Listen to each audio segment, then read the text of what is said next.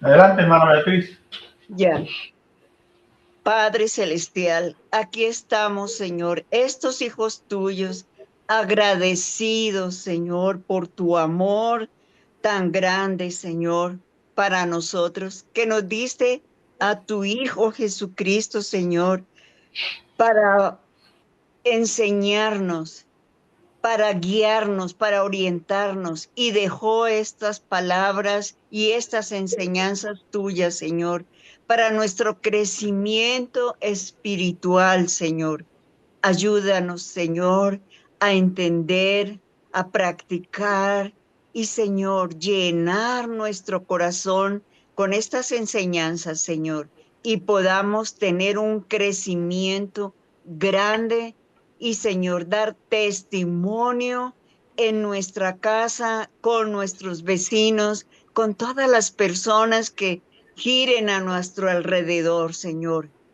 Te bendecimos, te alabamos, agradecidos, Señor, por nuestro pastor Mario, que se goza en enseñarnos, en aclarar y dejarnos, Señor, bien seguros de lo que dice y quieres tú, Señor. Te lo agradecemos en el nombre de tu Hijo amado Jesús. Amén, Señor. Amén.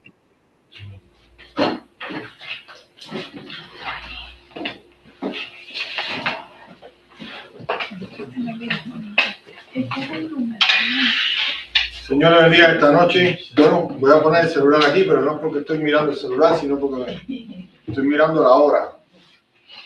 Entonces, para no pasarme, que a veces se me van los frenos. Entonces, es que me estoy pasando. Entonces, hermanos, el Señor les bendiga esta noche. Saludamos a los hermanos que están en el chat.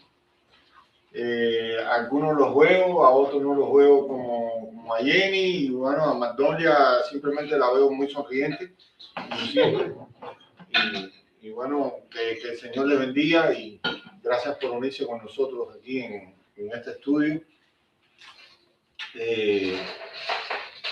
Y bueno, bienvenidos todos los que han podido llegar aquí de una manera presencial. Hoy la noche no está tan fría, pero está fría. Entonces, Señor les bendiga a todos. Vamos a leer en Romanos capítulo 1, los versículos 16 y 17.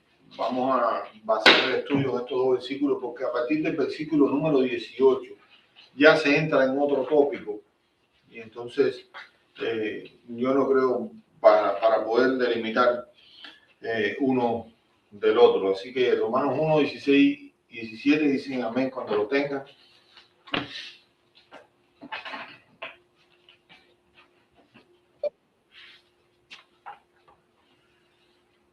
¿Ya lo tenemos? Dice, porque no me avergüenzo del Evangelio, porque es poder de Dios para salvación a todo aquel que cree. A judío primeramente, también al griego. Porque en el Evangelio la justicia de Dios se revela por fe y para fe, como está escrito, mas el justo por la fe vivirá. Oremos, Señor, en esta hora te damos gracias porque hemos podido llegar aquí a tu casa, Señor. Hemos llegado con viento, nos has cuidado en el camino y, Señor, hemos venido a adorarte y a estudiar tu palabra. Bendice a los que estamos aquí, bendice a los que están en el chat y te pedimos, Señor, que en esta hora tu Espíritu Santo nos dé la sabiduría para poder exponer y estudiar tu palabra. Tú la escribiste, Espíritu Santo, tú sabes en qué sentido, tú la inspiraste. Ayúdanos a sintonizarnos contigo de tal manera que podamos aprender y glorificar el nombre de Jesús. Te rogamos, Señor, que tú quites cualquier cosa que no esté en tu voluntad, que quites de mi boca cualquier cosa que no te agrade o no te glorifique, y que perdones nuestras faltas, nuestros pecados, nuestras debilidades, porque, Señor, te lo rogamos en el nombre de Jesús. Amén. Bueno, habíamos visto el deseo que tenía el apóstol Pablo de poder ir a ver a estos romanos, ¿no? Y iglesia que no había fundado él y que no conocía hasta ese momento personalmente. Decía que él era deudor a griego y a no griego, era deudor y a sabios y a no sabios, era deudor. Es decir, el concepto tan grande que tenía el apóstol Pablo de la obra que Cristo había hecho en él, que lo ponía en una deuda, ¿no? Por ir a predicar el Evangelio. En realidad, yo creo que todos debemos tener esa misma deuda. Y ya me empiezan a venir ideas a la mente que me empiezan a separar un poco, pero bueno, vamos ahí a primera de Timoteo, perdón, de Pedro, para algún hermano que me lea primera de Pedro, capítulo 2, versículos 9 y 10.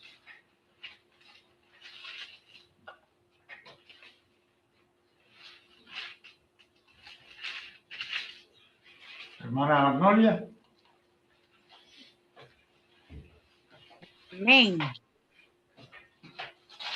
Primera de Pedro, capítulo 2, versículos 9 y 10 dicen: mas vosotros sois linaje escogido, real sacerdocio. Ay, perdón, que me sonó el teléfono. Voy a empezar de nuevo.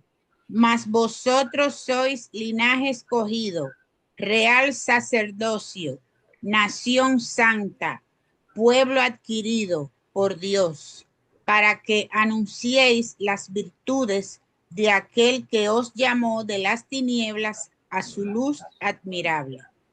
Vosotros que en otro tiempo no erais pueblo, pero que ahora sois pueblo de Dios, que en otro tiempo no habíais alcanzado misericordia, pero ahora habéis alcanzado misericordia. Lo que les decía, bueno, lo que estábamos hablando ahorita sobre la Biblia, me vino este versículo a la mente y por lo familiarizado que estoy con este formato, pude llegar porque no lo traía en lo que había preparado. Y este versículo, hermano, lo hemos leído porque estamos hablando por qué el apóstol Pablo se consideraba deudor en lo que era predicar el Evangelio. Y cuando yo leo este versículo es como una cosa que a todo el mundo le gusta, ¿no? Lo que leyó la hermana Magnolia: mas vosotros sois linaje escogido. Oh, qué bueno está eso. Ya ahora yo soy un escogido de Dios, del linaje que ustedes saben que antiguamente se usaba mucho ese tipo de linaje y bueno, se veía con respecto al linaje de judíos, pero ya ahora no hay separación entre judíos y gentiles. Y sigue diciendo, aparte del linaje escogido, real sacerdocio.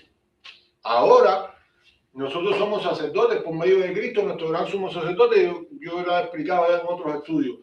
Cuando yo no podía ser sacerdote, Dios ahora en su misericordia me ha hecho sacerdote y sacerdote real. Ahora sigue diciendo nación santa. Si bien los halagos, qué cosa más linda esta, ¿entienden? Ahora ya no hay una nación escogida como tal, ahora yo soy parte de una nación santa, la nación de los hijos de Dios. Pueblo escogido por Dios. Sí, esto de maravilla, pero ahora es cuando es. Todas estas cosas, linaje escogido, real sacerdocio, nación santa, pueblo escogido por Dios, pero ¿para qué? Por eso ahí yo me considero que también soy deudor. Dice, para que anunciéis las virtudes de aquel que os llamó de las tinieblas a su luz admirable. Yo soy todas esas cosas bonitas que hemos dicho, para que yo pueda anunciar. Entonces, ¿soy deudor o no soy deudor? Para que yo pueda anunciar las virtudes de aquel. ¿Quién es aquel? Cristo, que os llamó, dice, de las tinieblas a su luz admirable. Entonces, hermanos, ahí yo también tengo, por eso el Señor me puso en mi corazón cuando veía que Pablo decía que era deudor, porque yo también soy deudor y yo también debo anunciar todas estas cosas, porque Dios me ha dado un estatus, pero no me ha dado un estatus para que yo alardee, no me ha dado un estatus para que yo me regodee, no me ha dado un estatus para que yo me enorgullezca. Oh, yo soy un real sacerdote. Oh, pertenezco a una nación santa. Oh, yo tengo un linaje. Oh, yo soy del pueblo adquirido. Eso no es para que me enorgullezca. Sí, es verdad que Dios me ha dado todos esos estatus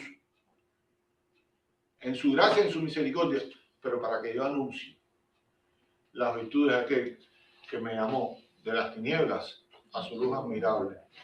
Y por si hay algún tipo de duda, ahora el apóstol Pedro enfatiza un poco más y nos recuerda, vosotros que en otro tiempo no erais pueblo, acuérdense que un día nosotros nos predicaron la palabra, que nosotros también estuvimos perdidos. Y alguien se sintió dudor y nos predicó la palabra. Vosotros que en otro tiempo no erais pueblo, pero que ahora sois pueblo, que en otro tiempo no habías alcanzado misericordia, pero que ahora habéis alcanzado misericordia. Sí, yo tengo que recordarme de eso, que un día Dios envió a una persona a decirme que había esperanza en Cristo, que había salvación en Cristo, porque yo también no tenía misericordia y yo también estaba separado del pueblo de Dios y no era pueblo de Dios. Entonces se entiende por qué el apóstol Pablo decía: yo soy deudor de griegos y de no griegos, de sabios y de no sabios. Y entonces ahora yo entiendo que yo también soy deudor y debo predicar la palabra. A veces como cristianos, y hemos hablado, o hemos sido apelativos, hemos hecho énfasis en todos estos estudios, porque este capítulo 1, que es como si fuera, por supuesto, una introducción, nos va llevando a eso, nos va llevando palabra por palabra. ¿Sí? Siempre vemos el interés del apóstol Pablo de poder compartir el Evangelio. Ahora, dice el versículo 16, que es el estudio de esta noche. Empieza diciendo: porque no me avergüenzo del Evangelio. No me avergüenzo. Evangelio quiere decir buenas noticias, hermano. Porque no me avergüenzo de dar las buenas noticias. Quiero decirle que hay veces que, increíblemente, nosotros somos tanta minoría, ¿no? Nosotros somos vistos como tan diferentes en la sociedad que son, yo creo que por lo menos a mí me ha pasado que hay momentos donde uno le da pena, hay momentos donde uno se puede inclusive retraer o avergonzar del Evangelio, de dar testimonio del Evangelio, de sencillamente no estar a la altura de lo que Dios nos pide. Pero quiere que le diga una cosa: en un momento determinado o tenemos que elegir entre quedar bien con Dios o quedar bien con los hombres. O quedar bien con los hombres. Y en definitiva, yo creo que es preferible quedar bien con Dios, y aunque debemos ser dirigidos por el Espíritu y debemos hacerlo como veíamos el martes pasado, con amor, pero quiere que le diga una cosa: ya después que nosotros le presentemos el plan de salvación o le digamos Cristo te ama o lo que sea, ya no tienen excusa. Ya no tienen excusa delante de Dios, y de nosotros no será demandada la sangre. No, si quieren no lo vamos a buscar, pero ustedes saben lo que dice Ezequiel 33, ¿no? Bueno, vamos a ir y después cualquier cosa yo voy adelantando el estudio porque no me voy a trabar.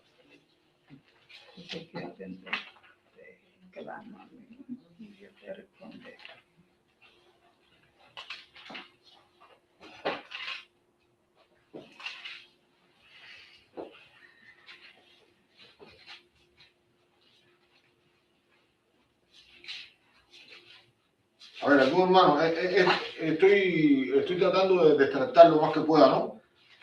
Pero yo creo que aquí lo que quiero hacer, decir, lo puedo leer, Ezequiel 33, del 7 al 9.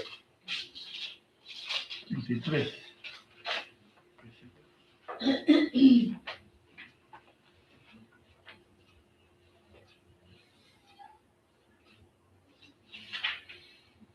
¿Quién lo puede leer? Amén. A ver, Jenny. A ti, pues, hijo de hombre, te he puesto por atalaya a la casa de Israel, y oirás la palabra de mi boca, y los amonestarás de mi parte. Cuando yo dijera al impío de cierto morirás, si tú no hablares para que se guarde el impío de su camino, el impío morirá por su pecado, pero su sangre yo la demandaré de tu mano.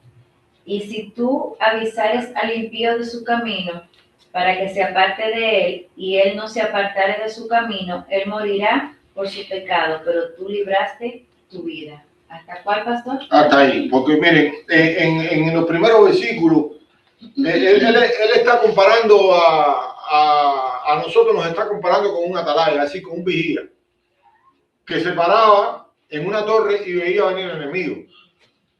Y tenía que emitir el sonido de la trompeta. Ahora, ¿qué es lo que está queriendo decir Dios?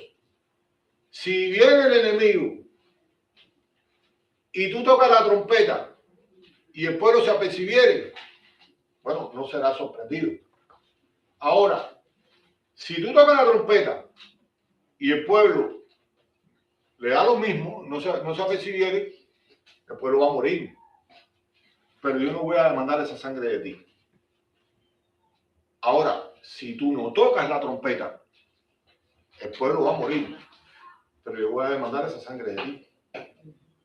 ¿Entiende lo que quiere decir esto? Y cuando yo dijera impío, de cierto morirá si tú hablares, y si tú no hablares para que se guardare el impío de su camino, él morirá por su pecado, pero su sangre yo la demandaré de ti. Es decir, que es un reto. Tampoco esto quiere decir que Dios es un ogro con nosotros, ni nada de eso, pero bueno, es una ilustración. Por ejemplo, los versículos anteriores dice: hijo de hombre, habla a los hijos de tu pueblo y dile: cuando trajere yo espada sobre la tierra y el pueblo de la tierra tomare un hombre de su territorio y lo pusiere por atalaya, y él viere venir la espada sobre la tierra y tocare trompeta y avisare al pueblo, cualquiera que oyere el sonido de la trompeta y no se apercibiere, viniendo la espada lo hiriere, su sangre será sobre su cabeza. El sonido de la espada oyó y no se apercibió, su sangre será sobre él, mas el que se apercibiere librará su vida. Pero si el atalaya viere venir la espada y no tocare la trompeta, el pueblo no se apercibiere, y viniendo la espada hiriere de él a alguno, este fue tomado por causa de su pecado, pero demandaré la sangre de mano del atalaya. Y a partir de ahí es lo que ya leo. ¿Se entiende eso? Por tanto, nosotros tenemos que tocar la trompeta, que es la predicación del Evangelio. Tenemos que decirle a las personas: hay salvación en Cristo y hay condenación sin Él. Lógicamente, nosotros predicamos un Dios de amor. Nosotros no predicamos un evangelio de terror, pero nosotros predicamos un Dios de amor. Y muchas veces nos falta el valor, medio que... Pero mire, hermano, si usted no es fácil de palabras, yo sé que no es fácil, tengan unos trataditos en la cartera.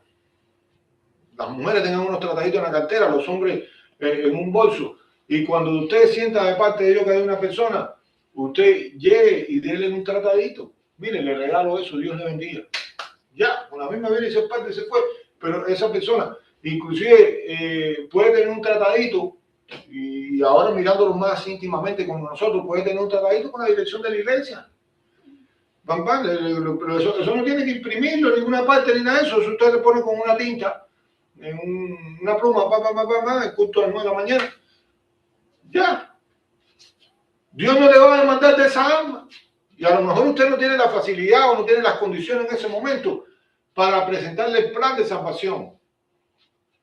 pero sencillamente le llegó un mensaje y ese mensaje puede transformar su vida, pero de todas maneras usted ahí predicó el Evangelio.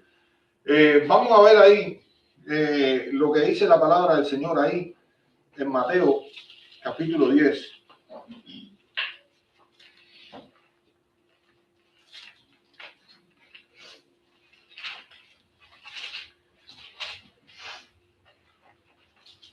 Los versículos del 31 al 33.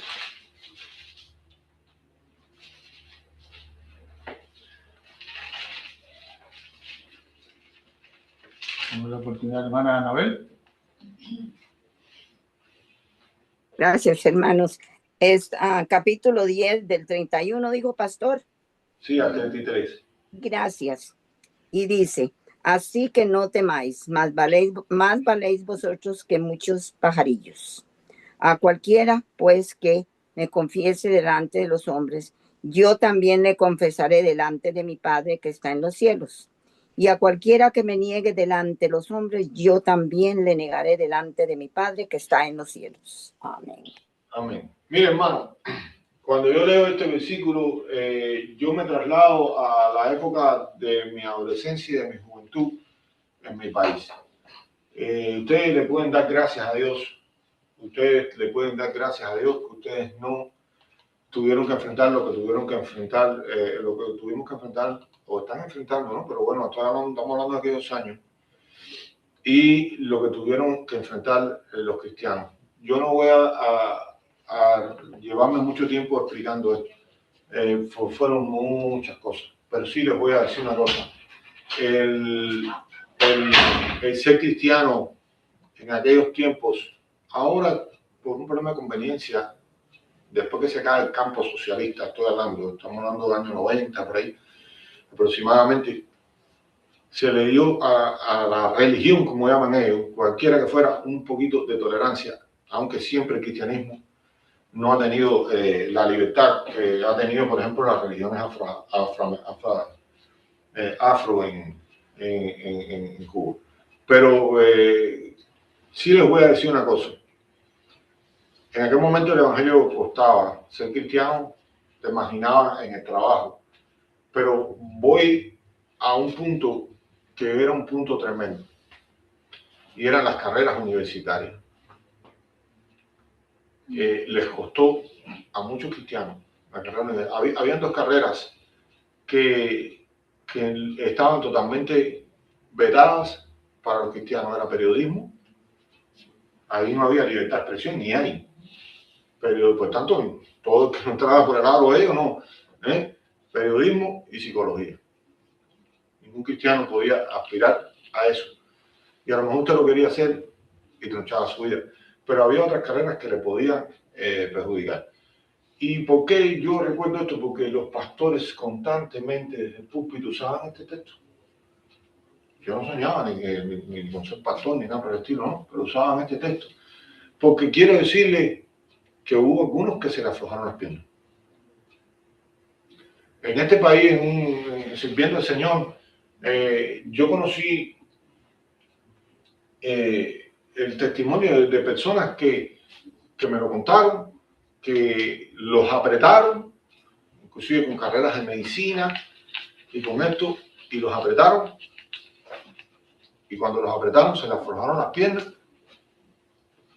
y más nunca supieron de lo que era la iglesia ni pusieron un pie en la iglesia. Conforme mismo digo una cosa, digo la otra. Hubo muchos que yo creo que fueron la mayoría. Inmensamente la mayoría, yo podría decir un 90 contra 10 o un 80 contra 20, no sé el por ciento, pero hubo muchos que sí se mantuvieron firmes. Que sí se mantuvieron firmes y dijeron, bueno, si me perjudican un cargo en el trabajo, si no me dan el puesto. Mi papá perdió un puesto bueno.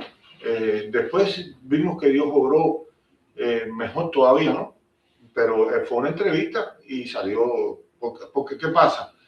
Cuando tú llegabas a aspirar a un trabajo que hacían una cosa que le llamaban un expediente de cuadro. El cuadro quiere decir como un semi, como te preparaban que mañana tú podías ser un dirigente. Y en esa había una planilla que te decía, ¿tiene usted alguna creencia religiosa? Y después, si decía sí, venía otra pregunta atrás que decía, ¿es miembro usted de alguna organización religiosa? Cuando yo fui a trabajar, estaba recién graduado en la empresa, yo estaba recién convertido. Y me enfrenté a esa pregunta y le puse que sí. Y hubo una persona que con el mejor sentido me dijo, si tú quieres, porque yo creo que en ese momento yo estaba preparándome para bautizarme o algo así, tú quieres, di que no, y yo no.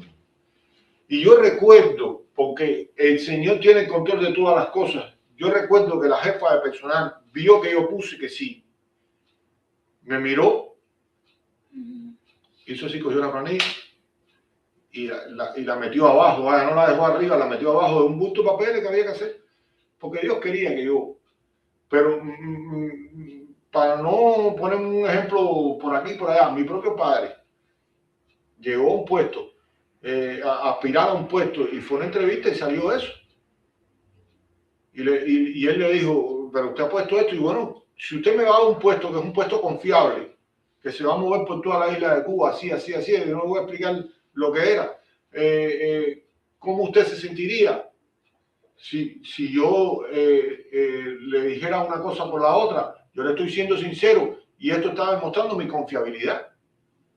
Y la persona que le hizo la entrevista le dijo, bueno, prácticamente mi papá terminó predicándole la palabra y le dijo, yo lo veo muy bien, pero yo tengo que consultar esto con mis superiores. Nunca le dieron el puesto. Esa era la realidad. Y era la realidad de muchos y miles de cristianos.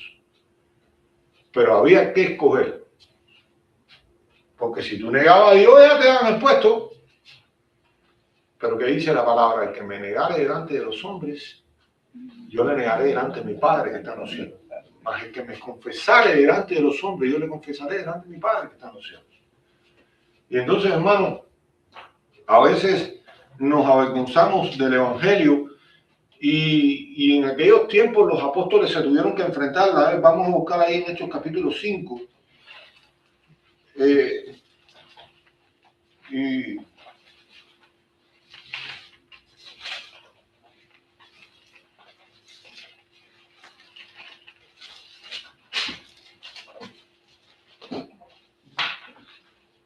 E inclusive cuando sabían, muchas veces que tú eras cristiano, te creaban burlas y te creaban cosas. Era difícil, pero porque el problema es que se adoptó una doctrina marxista-leninista que ¿cómo se llama? Que solamente se creía en la materia. Solamente se creía en la materia, no se podía creer en otra cosa. A ver, vamos a Hechos capítulo 5, los versículos 40 al 42. ¿Algún hermano que me lo lea? María Isabel. 5, 40, 42. Sí. Y convinieron con él, y llamando a los apóstoles, después de azotarlo, les intimaron que no hablasen en el nombre de Jesús, y los pusieron en libertad. Y ellos salieron de la presencia del concilio, gozosos de haber sido tenidos por dignos de padecer afrenta por causa del nombre. Y todos los días en el templo y por las casas no cesaban de enseñar y predicar a Jesucristo. Es decir, los apóstoles no se avergonzaban. Estaban ante el concilio, estaban ante los líderes religiosos de aquel momento. Y los habían amenazado, y en el contexto de este pasaje los habían amenazado de que no predicaran más la palabra. Por ejemplo, en el versículo 29, respondiendo Pedro y los apóstoles dijeron, es necesario obedecer a Dios antes que a los hombres, porque desde el 28 diciendo, no mandamos estrictamente que no enseñase en ese nombre, refiriéndose a Cristo, ¿no? Y ahora habéis llenado a Jerusalén de vuestra doctrina y queréis echar sobre nosotros la sangre de ese hombre. Claro, si lo crucificaron. Y le están hablando los religiosos de aquella época. Están hablando los líderes de aquella época, los intérpretes de la ley, los escribas. Y los fariseos, los saduceos, todos los que dirigían eso estaban ahí y mezclados.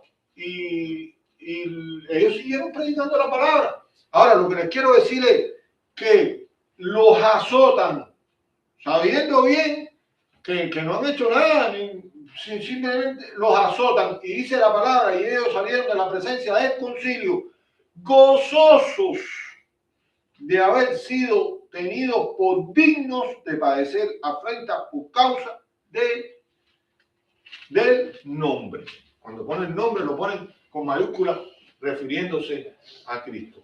Por tanto, hermanos, ellos no se avergonzaban y por supuesto que serían objeto de burla, se enterarían en los vecinos, se enterarían los otros por aquí, por allá, en Jerusalén. Mire, esta gente los azotaron, mire, esta gente los metieron presos.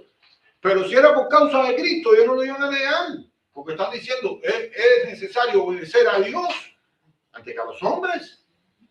Y yo voy a predicar la palabra. Y el caso de Esteban, ustedes lo saben, el primer mártir del Evangelio. Él no se avergonzó. Él se paró delante de toda esa gente y ha dado un mensaje que se llenaron de ira, se llenaron de rabia y terminaron apedreándolo. Y pusieron las ropas, dada la coincidencia, que pusieron las ropas a los pies de este que está escribiendo esta carta. A los pies del apóstol Pablo, que en aquel momento era Saulo de Tarso y era perseguidor de la iglesia. Por tanto, hermanos, lo primero que estamos viendo es que dice que no debemos avergonzarnos del Evangelio, de las buenas noticias. Sigue diciendo, porque es poder de Dios. Esto que nosotros tenemos aquí, dice la palabra, que es poder de Dios. Cuando nosotros predicamos la palabra es como si fuera una explosión. La palabra va a traer un resultado. El resultado ya no nos corresponde a nosotros, pero sencillamente un resultado va a traer. Y es la única manera que nosotros tenemos de que las personas puedan conocer el poder de Dios. A ver, algún hermano que me lea 1 Corintios 1:21.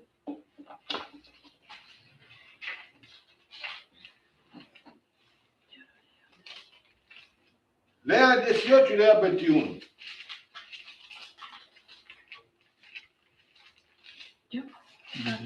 Primera de Corintios, primero el 18 y luego el 21. Ajá.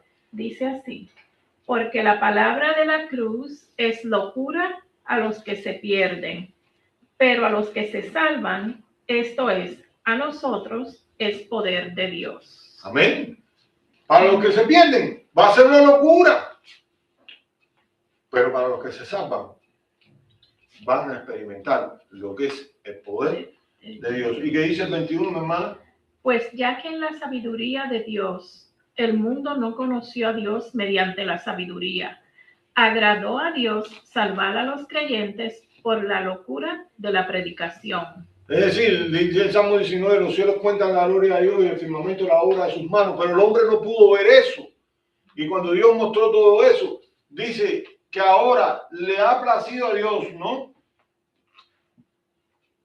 Agradó a Dios salvar a los creyentes por la locura de la predicación. Es decir, que si no hay predicación, no hay salvación. Por eso el Evangelio es poder de Dios, porque trae un resultado. Algún hermano que me lea Isaías 55, versículos 10 y 11.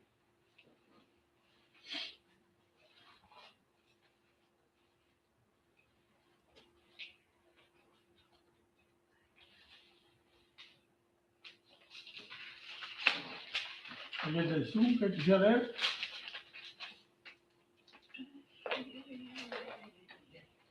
hermana Beatriz.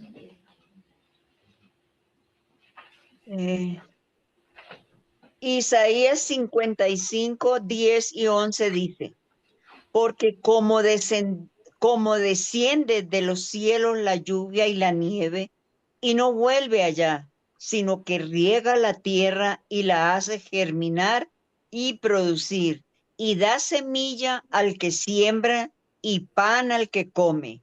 Así será mi palabra que sale de mi boca, no volverá a mí vacía, sino que hará lo que yo quiero y será prosperada en aquello para que la envíe. Ustedes han entendido lo que ha leído la hermana. Así como la lluvia, así como la nieve, dice que cae en la tierra y la hace germinar, producir, y da semilla al que siembra y pan al que come. Así será mi palabra, que dice la palabra que no volverá a mí vacía. Cuando usted predica la palabra, esa no se queda vacía, no vuelve vacía, porque es poder de Dios. Porque es poder de Dios, es poder transformador de Dios. Y sencillamente llevará, dice, hará lo que yo quiero y será prosperada en aquello para que la envíe. La envié. Por tanto, hermanos, la palabra de Dios es poder de Dios. Una de las cosas que yo le agradezco al Señor por mis limitaciones, y ya los otros días expliqué algo, creo que fue una predicación, no fue un estudio, por mis limitaciones es que mis limitaciones me han hecho y mis temores me han hecho amarrarme lo más que yo pueda a la palabra de Dios. Porque estoy convencido de una cosa, que la palabra humana, por muy linda que tú la pongas y por muy bonita que tú la adornes, hay personas que tienen una elocuencia tremenda y tienen una cultura, pero quiere que te diga, no deja de ser más nada que palabra humana. Es vacía, esa no llega ni al instante que de allá. Ahora la palabra de Dios transforma todas las cosas. Amén. Lo que no puede hacer la palabra de Dios, no lo puede hacer nada. La palabra de Dios, como alguien ha dicho, es el yunque que ha destruido muchos martillos, pero sigue ahí. Y miren que han querido destruir la palabra de Dios. Yo tenía un tío que después terminó arrepentido y yo creo que está en la presencia de Dios, que me lo dijo. Yo no había nacido, pero al principio de la revolución, en los años 59, me dijo, mi sobrino, yo participé de eso. Después se viró contra todo eso, yo participé de eso. Y mira, así, pues llenaban los cuartos, como este que estamos aquí ahora, llenaban los cuartos de Biblia y de Biblia y de Biblia y le daban candela.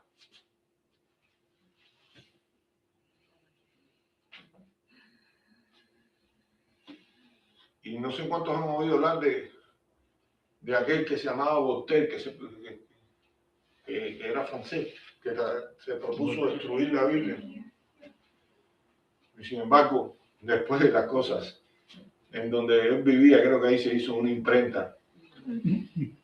Y le he leído y he oído la historia que dice que ese hombre murió en un sufrimiento y un desgarro tan grande, que dice que la enfermera que lo cuidó en las últimas horas de su vida dijo, yo creo que he quedado traumatizada para siempre, jamás en la vida yo quisiera tener que volver a estar en el lecho de muerte con un hombre como este,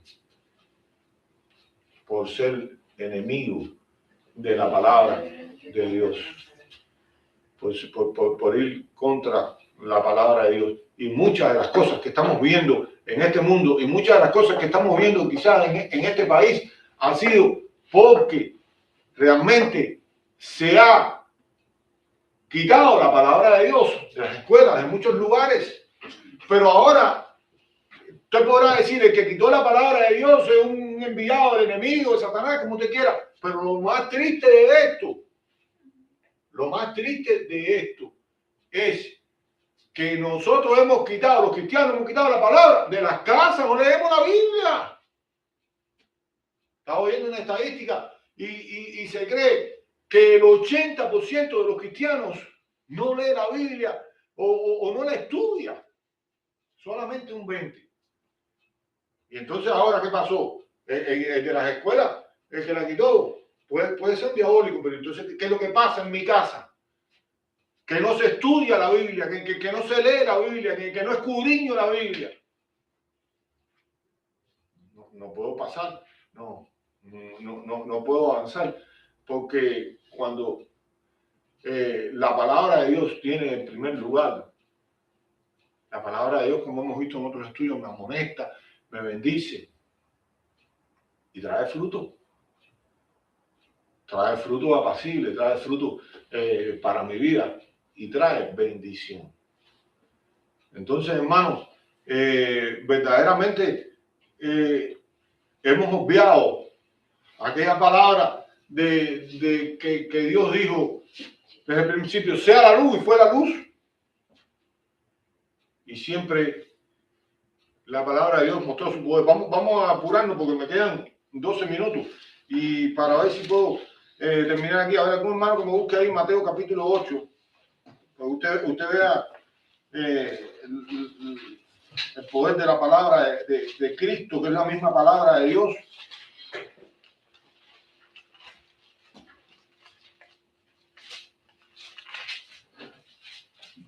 Mateo capítulo 8. Versículo del 5 al 8.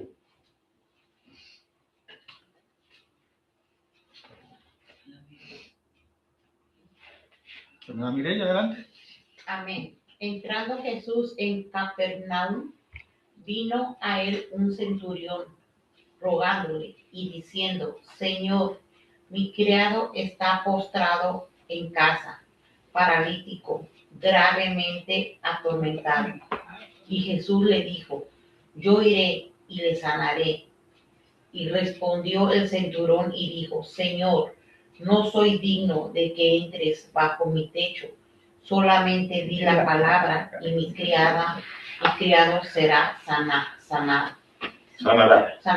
Solamente di la palabra. El centurión, un día voy a explicar la historia del centurión, pero no me puedo seguir deteniendo en cada texto. Solamente di la palabra. Mi siervo, mi criado sanará. Y Jesús ahí alaba, dice, ni siquiera en Israel le ha dado tanta fe, pero si llegamos al versículo 13, entonces Jesús le dijo al centurión, ve, y como creíste se ha hecho, y su criado fue sanado en aquella misma hora. Solamente di la palabra. Marcos 11.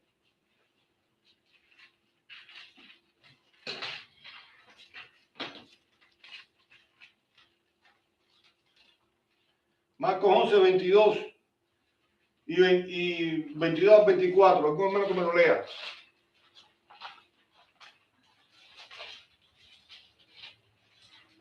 Alguien del Zoom o del salón, cualquiera. Hermana Anabel.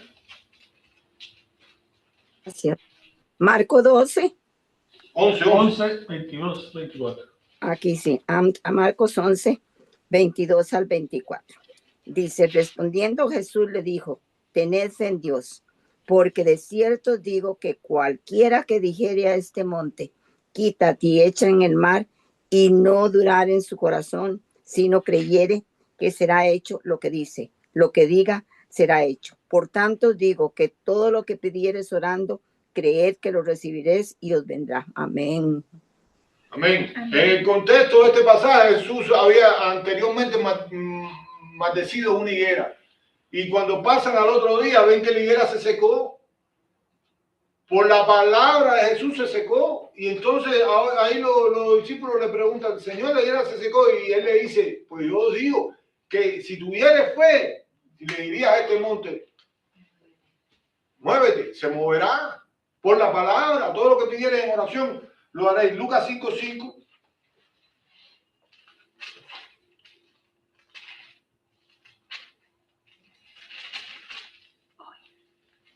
Lucas 5:5 dice así. Respondiendo Simón, le dijo, Maestro, toda la noche hemos estado trabajando y nada hemos pescado, mas en tu palabra echaré la red. Yo creo que ya hablé sobre este pasaje aquí, pero quiere decir que estuvieron toda la noche, le prestaron la barca al Señor y después que el Señor predicó la palabra, le dijo, ahora entre en mar abierto. El Señor, pues si ya hemos estado toda la noche y no hemos pescado, pero ¿qué dijo Pedro? Pero en tu palabra echaré la red. ¿Y qué fue lo que sucedió? Pescaron gran cantidad de peces, que no solamente una, sino las dos barcas se llenaron, porque la palabra de Cristo tiene autoridad. Juan capítulo 11.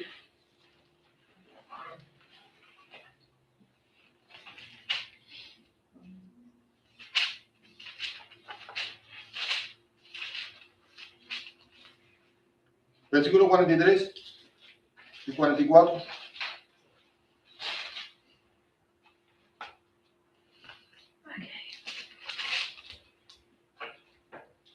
Yo puedo leerlo, pero mira, allá. Beatriz. ¿Cómo pone más Beatriz? Beatriz. Gracias. Capítulo 11, 43 y 44 de Juan dice, y habiendo dicho esto, clamó a gran voz, Lázaro, ven fuera. Y el que había muerto salió, atadas las manos y los pies con vendas y el rostro envuelto en un sudario. Jesús le dijo, desatarle y dejarle ir. Es decir, aquí ustedes saben que es la historia de Lázaro, que Lázaro lleva 4 días en el sepulcro muerto, pero Jesús, ¿qué le dijo? Lázaro, ven fuera. Y el hombre salió por la palabra de su poder. Lázaro salió. Estaba leyendo hace años, estaba leyendo a Moody, y Moody, que le he hablado de Moody, me encanta sus historias y todas esas cosas, y he aprendido mucho de él. Y Moody dijo, si Jesús no hubiera dicho, Lázaro, ven fuera, si hubiera dicho, resucita, o si hubiera dicho, sacan fuera, todos los muertos que hubiera habido alrededor en esa comarca se hubieran levantado. Porque era la palabra de poder, era la palabra de autoridad. Si Jesús no especifica, todos los muertos que hubieran habido por ahí se hubieran levantado. Porque esa palabra tiene vida y tiene poder. Si leemos Hebreo, que se lo voy a leer yo, dicen en el versículo, capítulo 1, versículo 3, y quien sustenta todas las cosas con la palabra de su poder. Todo lo que usted ve que se mueve en el universo, en las galaxias, todas las leyes que rigen son sustentadas por la palabra de su poder. Entonces, dice, no me avergüenzo del evangelio porque es poder de Dios para salvación a todo aquel que cree. Al judío primeramente y también al griego. Es poder de Dios para salvación a todo aquel que cree. Es decir, que la palabra de Dios tiene poder para salvar y quiere que las personas se puedan salvar, que puedan venir a un encuentro con Él. Siempre va a ser el plan de Dios salvar, y siempre va a ser el plan de Dios que las personas puedan venir a un arrepentimiento. Hechos 17, el apóstol Pablo en el Areópago de Atenas está predicando.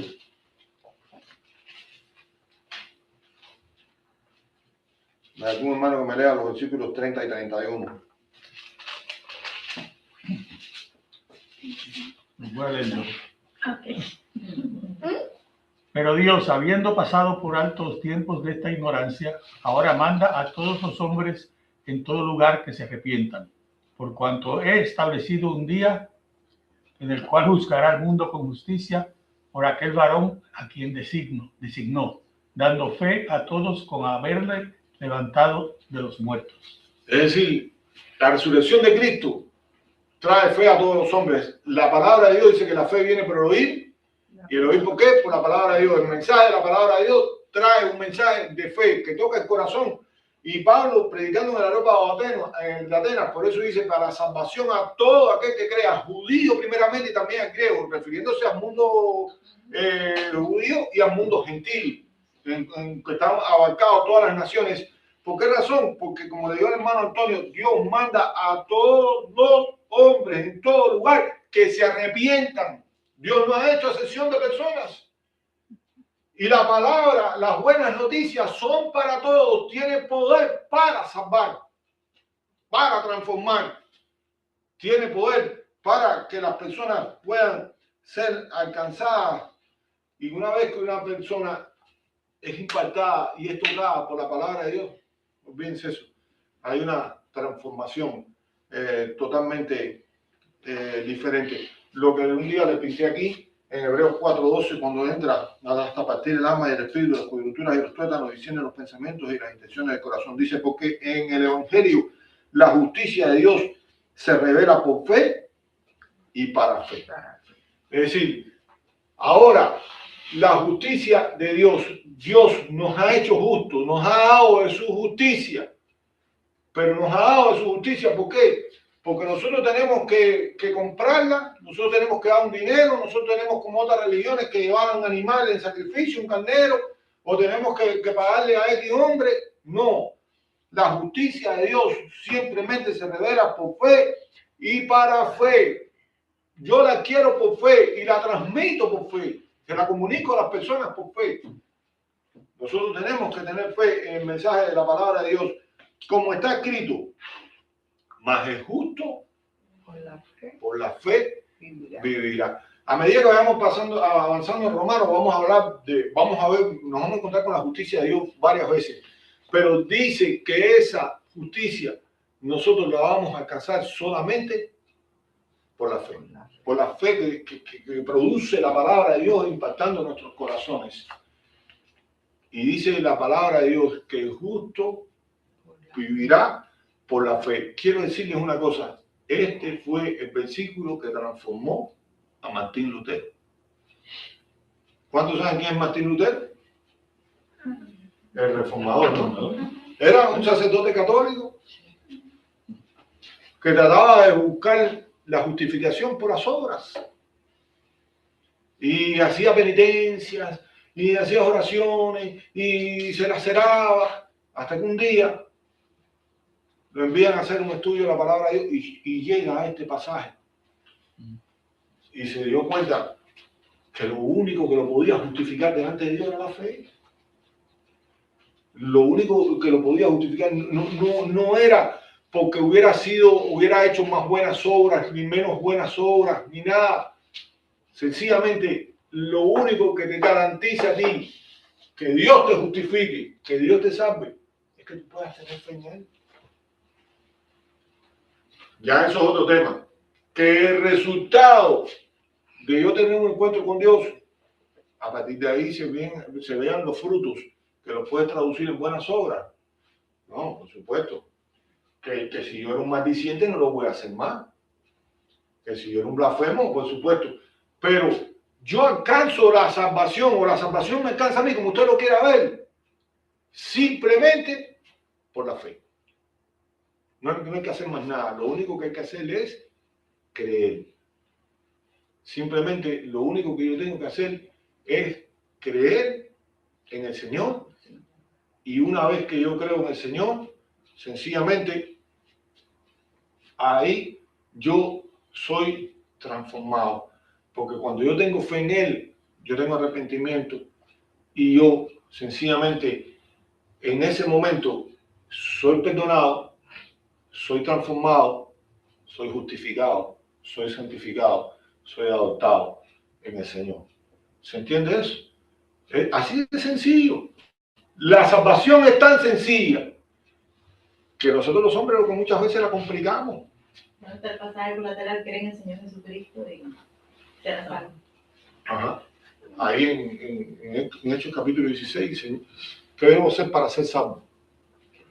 Cree en el Señor Jesucristo y serás salvo tú y tu casa. Eso no quiere decir que porque yo sea salvo, mis hijas van a ser salvos, sino que está dando una promesa de que también el Evangelio va a entrar y va a ramificarse. Cada cual tiene que tener su propia experiencia con Dios y su propia decisión con Dios. Pero lo que queremos ver es simplemente cree en Él. Simplemente cree en Él y eres justificado. Que hay, como decía la palabra y como veíamos más o menos en el mensaje del domingo, un momento, no todo el que me dice Señor, Señor entrará. No. Claro. En realidad, una vez que tú le has abierto tu corazón al Señor de verdad, en fe, tú eres transformado. Ahora, si lo has hecho de boca para afuera, como una vez también vimos ya en uno de los estudios, ¿no? Que si confesares con tu boca que Jesús es el Señor y creyeres en tu corazón que Dios le levantó de los muertos, serás salvo. Lo vamos a ver ahí en Romanos, ese pasaje en Romanos.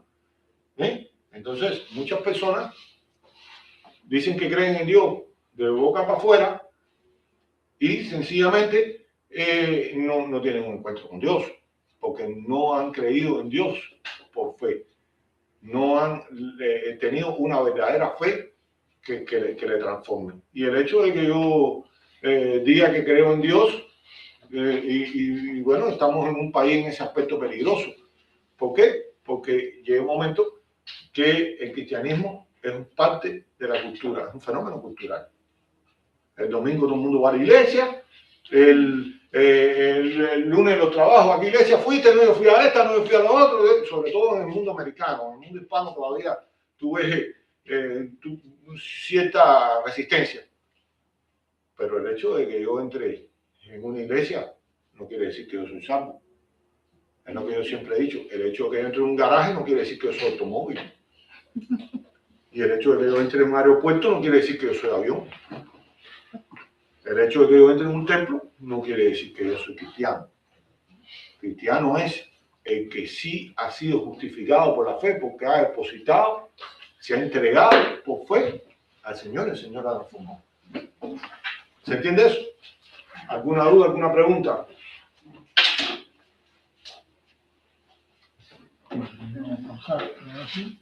Si no, entonces que el Señor les bendiga a todos. Amén.